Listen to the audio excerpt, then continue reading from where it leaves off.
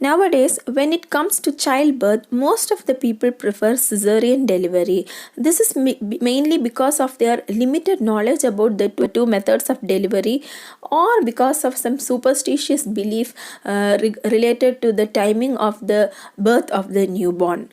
In this video, I'm going to share with you some information regarding cesarean delivery.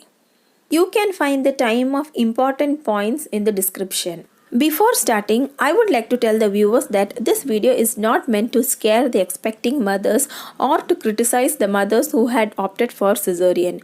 The purpose of this video is to share the knowledge about cesarean section so that the expecting mothers and their family can take a clear decision when it comes to the mode of delivery. Now, let me tell you some facts about the cesarean section. Cesarean is a major surgery just like the heart surgery. The doctors have to cut through various layers of the mother's abdomen and finally the uterus to reach the baby or the fetus. The pain is more in cesarean.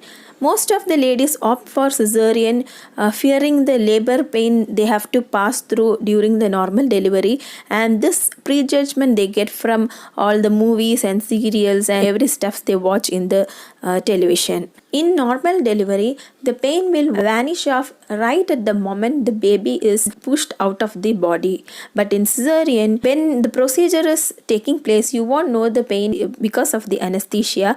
But after the effects of anesthesia fades away, you have to tolerate the pain for at least 2 to 3 weeks. That is depending upon the mother's body nature. You can go back to your normal life activities within 1 or 2 weeks of your cesarean, except lifting heavy objects, your first child, and climbing, etc. Cesarean section is actually meant for those mothers who are passing through high risk pregnancy where the life of the mother and the child is in danger. So I'll be explaining about that in a few moments. Cesarean section is more expensive than the normal delivery. Many hospitals recommend cesarean mainly because of the money they can get from this type of delivery. It has got long-term side effects like back pain and risk for hernia.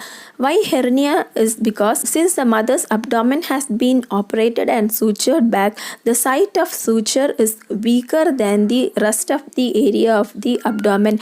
So there is always a risk for the internal organs like intestines, etc. to protrude out through this suture site even in the future if you are not careful. So when should you opt for cesarean section? Number 1, when there is a risk for bleeding during pregnancy, and it happens when you have a low-lying placenta or a condition called placenta previa, where a portion of the placenta covers the upper lip of your uterus.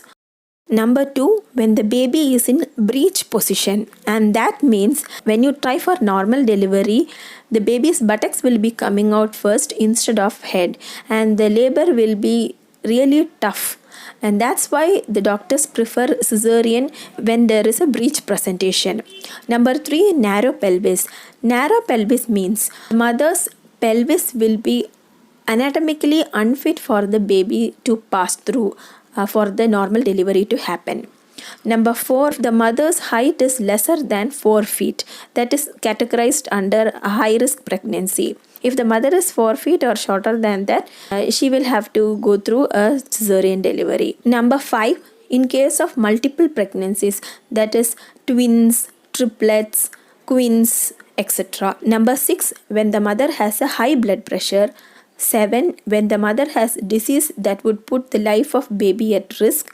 Number 8, if the mother has severe form of gestational diabetics. Number 9, if the mother's first delivery was through cesarean section and if there is a gap lesser than 4 years between the previous delivery and the second delivery, then she will have to opt for cesarean delivery.